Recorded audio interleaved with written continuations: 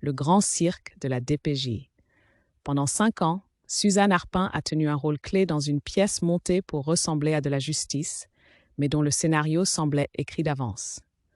Avant 2019, elle agissait comme avocate de la DPJ, défendant les retraits d'enfants, justifiant des interventions forcées et plaidant pour des enlèvements légaux sous couvert de protection. En 2019, elle passe à la vice-présidence jeunesse de la Commission des droits de la personne et des droits de la jeunesse, CDPDJ.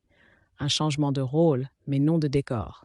Ce mouvement stratégique visait à verrouiller le système, mettre en poste une figure loyale, capable de freiner les dénonciations de l'intérieur et d'éteindre les alertes avant qu'elles ne deviennent publiques.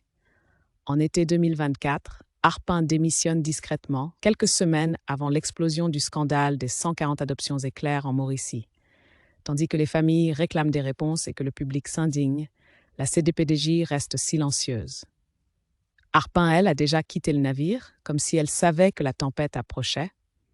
Elle n'a pas protégé les enfants, elle a protégé l'institution.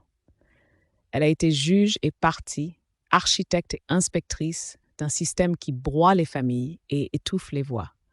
Ce mécanisme, déjà observé dans la chute de la juge André Ruffo, montre comment certains acteurs fidèles au système sont placés au poste clé pour préserver l'ordre établi. Le grand jeu de Arpin, c'est un scénario rodé pour maintenir l'illusion du changement, pendant qu'on continue à faire taire ceux qui osent parler.